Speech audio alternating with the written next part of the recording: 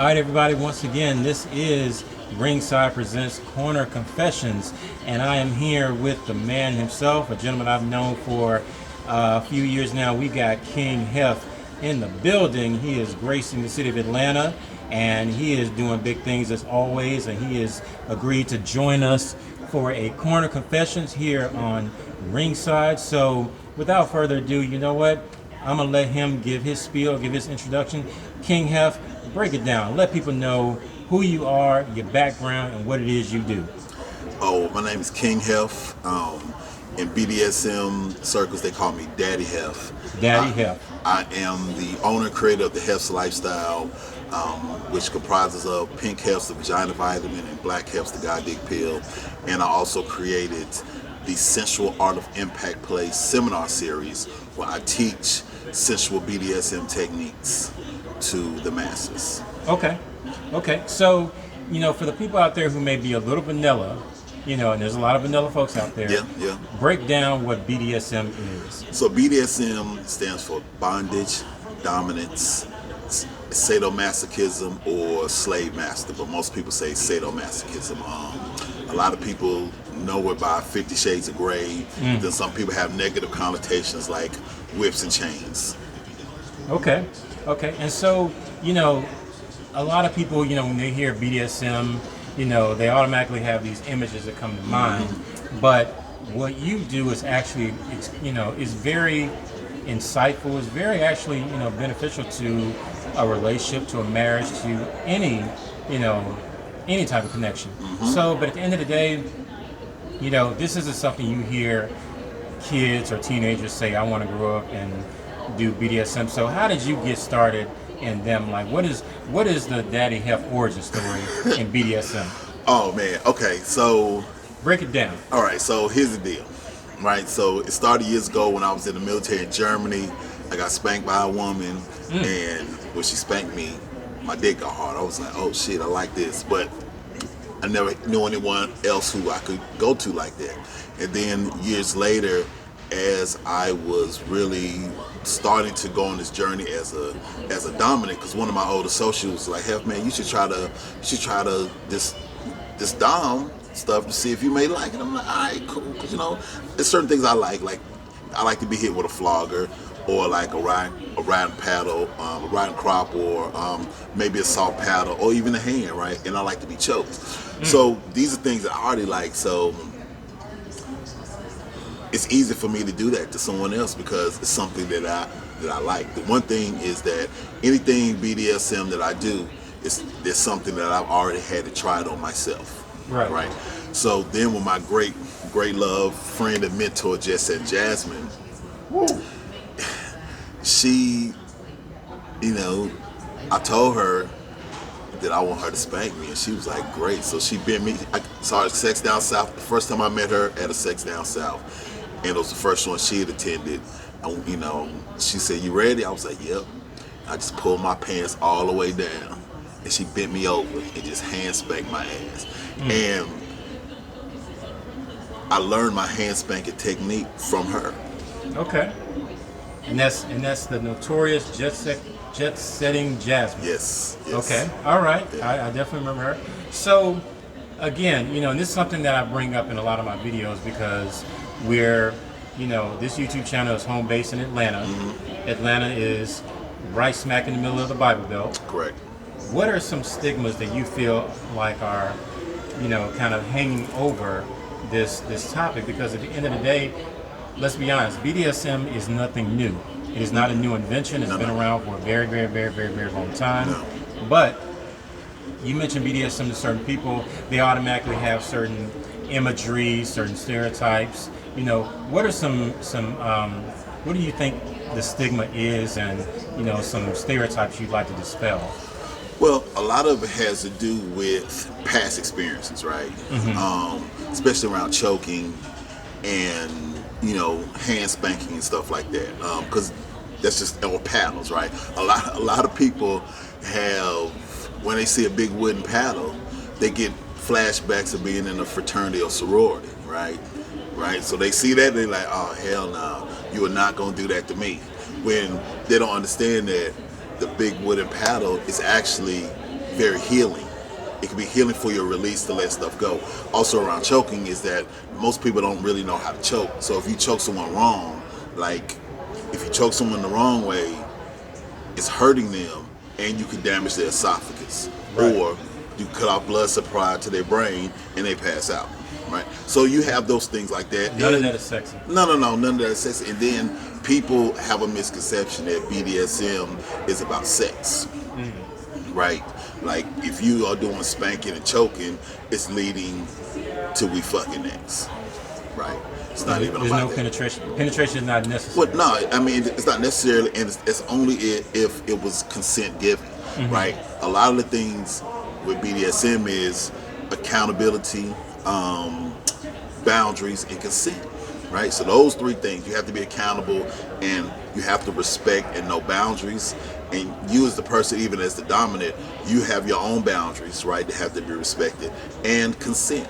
You should never do anything, touch anybody with any kind of tool or whatever, or without consent. All you have to do is ask, right? Right. If they cool with it, then cool. It's like the old saying, the closed mouth don't get fed, right? The worst thing about it is so many people are used to touching and being touched without consent, then people feel that's normal. So, let's take a person who may be, let's take a single person. What would you feel like a single person? What would be like some of the biggest benefits? Or you know what? Let's expand it. Let's everybody. Single person, a newlywed, someone who's been married, 20 years, doesn't matter. If you had to give the biggest promotion, for BDSM, what would you say are like some of the key benefits and how this can beneficially impact a relationship, marriage, or any type of situation? The most important thing is trust, okay? Because they have to trust you. So if you want someone to submit to you, they have to first trust you with their submission, right? That if they give it to you, can you really handle it? All right. So that's whether you're single, married, in a long-term boot-up situation, no matter what you're in, okay? If they don't trust you, they're not going to submit to you, all right? You can't make anyone submit, just like you can't make anyone be dominant, right? You can't try to make this perfect person out of clay that you want them to be into that, because if they're not built for it, they're not. So, but respect, and consent, and boundaries, honesty, all those things, right? Because if you are a regular abuser in your regular life in BDSM, just because you have the ability to choke and spank someone, right, you don't have the right to abuse them or hurt them either, maliciously, right? So you have a lot of people, some people that are in BDSM who have malicious and ill intent, right? Just like in the regular world. But in BDSM, everything is negotiated. Like, you can't just pick this up with somebody and they don't know about it, right? If someone really has a trigger or something that's being penetrated, then if they haven't given me consent, I just can't put my fingers or vibrate up in it. You can't do, or dildo in it. You can't do that, because if they give you permission and consent to, that's different. But if they don't, now you violated consent. Right. Broken trust. Now you broken trust, right? Trust is the key thing. Most people out here, they don't trust each other. They don't really trust their partners. And I'm going to say this, well, especially a lot of men that want their wives, their girlfriends, women they deal with to consent, be submissive to them, right? It's because they feel that I'm this alpha man and that's what you're supposed to do. Well, if they trust you, they'll be willing to allow you to earn it. But if they don't trust you, if they don't trust that you can protect them or keep them safe, right? And be non-judgmental. Those things. So trust is a big thing. Oh, big thing. So, again, it's 2021. It's a new year. Things look different. Things sound different. The zeitgeist is different. Yes. And you mentioned earlier about 50 Shades of Grey. Do you feel like BDSM has gone more mainstream, whereas, let's face it, before in the past, it used to be one of those things where, you had to be in a certain group, a subgroup, or you had to know certain people, but it wasn't so much above ground. Yes. But you know, now they're making movies about it. They're popularizing it. You're seeing it in music videos, much more. Do you? What do you feel like is the impact of, you know, the 50 Shades of Grey and other media that's bringing it more to mainstream? Well, it's allowed more people to, who never even heard about it, right, to experience it. Like a lot of us who are older, and a lot of us, how we found out about BDSM was Real Sex on HBO. Damn right. Let's be honest, right? I'm one of them. Real Sex late at night. You know what I'm saying? That's how we found out about it. So now they don't have Real Sex anymore. So now you have stuff like 50 Shades of Grey. So, which is great because someone made a book into to a screenplay, and now it came to a movie theater. So 50 Shades of Grey was great. However, it's a great depiction, but in real life, right? In real life, on how you're going to do different things and conduct yourselves in a dom submissive relationship and dynamic is totally different from that. Like that's really a lot. It's really Hollywooded up, right? Because every You think they watered it down or diluted it? well, yeah, a little bit, but every situation is different, right? So, yeah, but I mean, kudos to them because it really got a lot of people really like, oh, 50 Shades of Grey, like, oh, I can, yeah, it's like that, but it ain't. So, you know, okay, so, you know, I'm gonna go in a different direction right now, different angle. You know, you and I, we being black, you know, folks is woke out here. Yeah. When you talk about things like, you know, because I've done different interviews, we talk about BDSM, we talk about swinging, we talk about sacred sexuality, we talk about polyamory, we talk about so many other things that to the black Christian ear, particularly black Christian ear in the Bible Belt, you know, again, raise all sorts of imagery. What would you say, because I've seen this on social media, and it kind of irks me a little bit, but I don't feel like arguing and debating with people all day. What do you say to the people, to the black folks who say, you know, when things like BDSM come up, they say, oh, that's some white people shit. You know, black people don't do that. Or that's some white people nonsense. You know, because you have a lot of people here, and this is true, this is straight facts. You got people that feel like there's certain things black people just don't do. What do you say to that? What do you say to those naysayers that feel like this is not a space where black people tend to traffic? Honestly, I don't really feel that there's any space that's not there for black people, right? Because we pretty much started this shit. Like we just think the white people because that's all we seen do it, but we've been doing it for centuries before them, right? So like me, you know, it's just like stuff with yoga. They be like, oh, that's white people do shit like that. Like really, what we have to do as blacks, we have to get past those historic idiosyncrasies that we learn from church, especially church folk, right? That, oh man, black dog, hell no, that's too freaky, that's devilish, right? Right. Yeah. I mean, it comes up a lot though. It does, right? But let's be honest, because I mean, I'm not gonna name drop, but you got a lot of people who say that they're devout Christians in church, but they participate in it on the low. Listen. All I'm gonna tell you this: the people that's most of the people that's always against it, them be the main motherfuckers with it.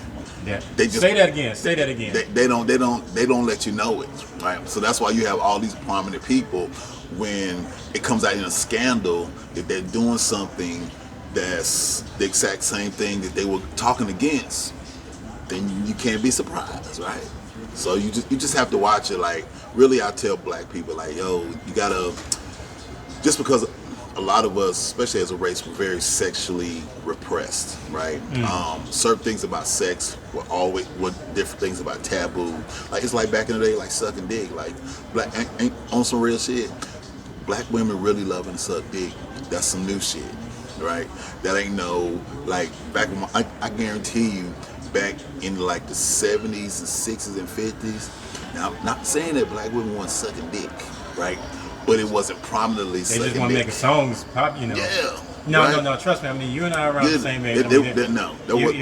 There was a point where, you know, women weren't, you know, glamorized. They weren't saying they were doing it. You knew they were doing it. They just weren't putting it out there. But now, hell, you know, Yeah. women put it on T-shirts. Yeah. They put it on their social media that they do it. Yeah.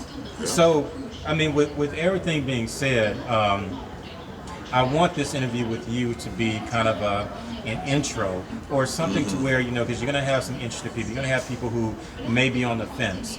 They're interested, but, you know, they're shy, you know, about getting their feet wet.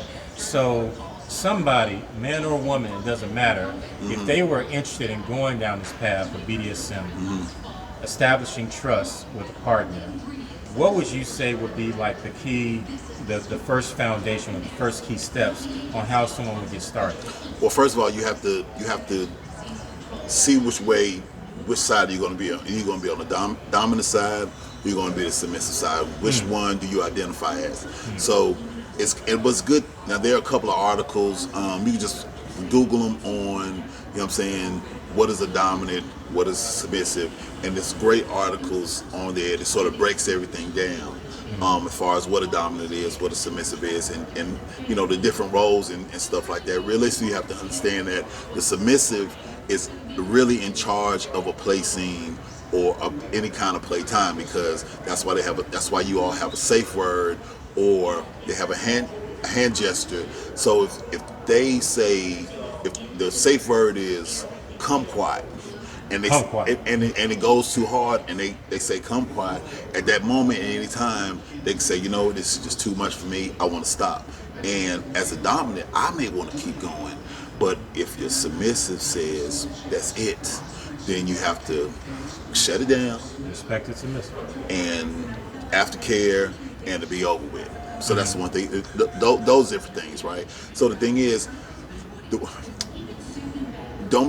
I'm not saying don't buy a whole bunch of like floggers and paddles. You can buy those things. However, you have to learn how to use those things. Just because you have them don't mean you properly know how to use them. Don't hurt nobody. There's an art to this, right? Because the one thing that you have to understand is with BDSM, there ain't no gray. There's no gray area. Okay, it's either black or white. You got two sides, right? It's either fun time, hospital, back of a police car. Either way. So sometimes you teetering, like you teetering either way, but you want to keep it on this side of the good fun. I can't have fun, have a good enjoyable time. The last thing you want to do is be in the back of a police car or at the hospital. Right? yeah, that's not sexy. No, not at all.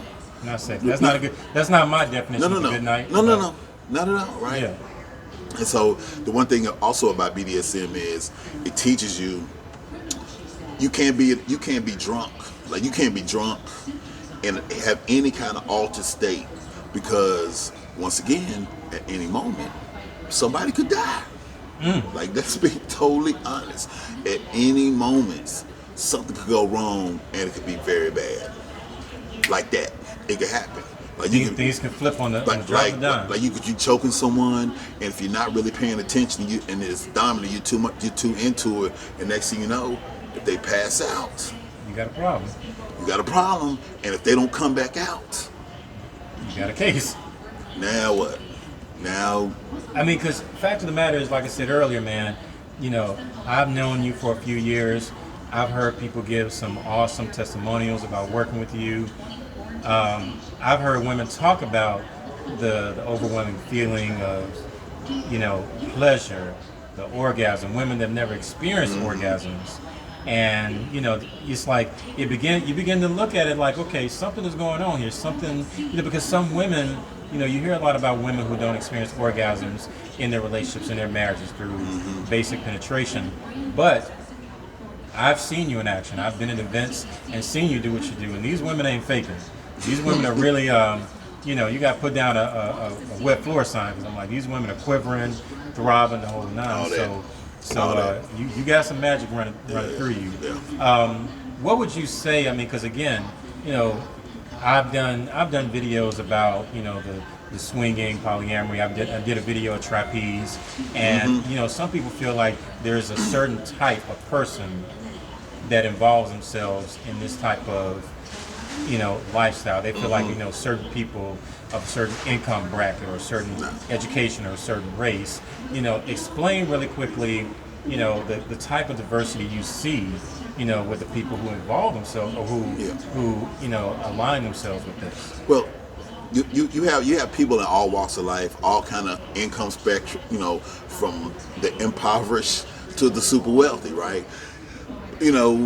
If you can afford, to get a few tools or whatever, like say you can't afford to get anything, you can pick something like a wooden spatula, a wooden spoon, and you can have or regular spatula. You can have different things like that really don't cost a lot of money to get involved. But the main thing is that you will find that the more you get into it, right, the different kind of people that you kind of attract, and it's like like-minded people, so to attract each other. Like you can't really look at too many people and be like, oh, they're in the BDSM. Or sometimes you can't always stereotype. You can't always look. Sometimes you may see some women with a collar on or choker, and you be like, maybe they're submissive, or maybe they're dominant who just wants to have a choker on.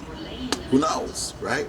You don't know. It's sort of you can't really tell. I guarantee you that the majority of people, like maybe prominent people, maybe a pastor, maybe a community leader, maybe a mayor, maybe your next door neighbor, maybe a president, maybe the president is into kink big time, and you would never know. Maybe someone you work with is big into kink, and you would never know it. Oh no, I agree, because I've explained this. I said, I've told people who were straight up every Sunday go to church. I'm like, look to your left and look to your right. Some of the people in the pews, they about their life. Yep. They may not tell you, they may not be upfront with it, they may not bring it up on the surface, but trust and believe, some of the people you sit next to in church, they down for it. Yeah. They really down for it. You just may not know about it, but please believe they up in it. Trust it. If you can see underneath them clothes, it may be all kind of bite and bruise marks. You never know. I'm like, some of the folks, they got they got them nipples pierced and got some clamps on them, and never know. I ain't mad at that. But really quickly, before we end this, and this has been an awesome interview, let everybody know. Well, number one, I don't want to skirt over this. Yes. You have the King Heffs. Tell me about these pills you got. Okay, so you have Pink Heffs, which is the original vagina vitamin. Okay. Articles in Ebony magazine, being sold all over the world. It is a phenomenal product that I created the formula for back in 2010, and I brought Pink Heff out in 2012. So it's an incredible product. So you can go to pinkheffs.com and order some. Then along in the Pink Heffs line, you have the Juicified Pussy Treat, which is a chocolate drizzled strawberry brownie that is infused with the herbal blend from the Pink Heff vagina vitamin. Right, nice. And then there is a smokable pre-roll. Right, so it's 4 different herbs that are contained in the Pink Heff vagina vitamin, along with roses for taste, and then it has a sativa CBD strain. Right, nice. And then it's in a beautiful pink with gold tip pre-roll. So you can either take the vagina vitamin orally, or you can eat the Juicified Pussy Treat, or you can smoke the pre-roll. Right, and now I just released the Juicified Pussy Doodles, which is a plant-based snickerdoodle that's infused with the herbs from the Pink Heff vagina vitamin. All right, everybody, we will include links in the description, so they'll have a way to find you. Yep. Before we end, any social media, any websites you want to throw out there? Oh, yes. So also make sure you go to the Black Heffs, blackheffs.com. That's the God Dick Pill for men. It's an incredible product. You have the black pre-roll also for the men, and the God Dick Treat, which is the sexable for men. Also, you can follow me on Instagram at King Heffs. You can follow the Black Heffs page on Instagram, the Pink Heffs page on Instagram, and the Heffs Lifestyle page on Instagram. If you're on Twitter, the Pink Heffs Twitter page, and my main Twitter page is daddy_Heff. And I'm also on OnlyFans, so just put up onlyfans.com /Daddy Heff. And then, I'm different places, and I do training sessions. So if couples out here want to learn particular BDSM skills, I teach those, right? So I teach how to properly spank, how to properly choke, wax play, floggers, all kind of different impact play stuff, and I do my seminars. So just plug into my universe, and I'm guarantee you that you will learn something incredible that will add some delicious kinky stuff to your toolbox. All right, plug into the Daddy Heff universe. Yes. Everybody out there, you heard it here. If you're out there, you're watching this, make sure you subscribe to the Ringside YouTube channel. Go ahead and give us a like and drop a few comments. We're going to have the links to his products in the description so you can have easy access to his products and where to find him. Man, let me tell you, this has been an awesome interview. Thank you so much. Troy, thank you. I It's appreciate been it. awesome. Everybody out there, we will see you next time. Ringside Corner Confessions, and we out. Out.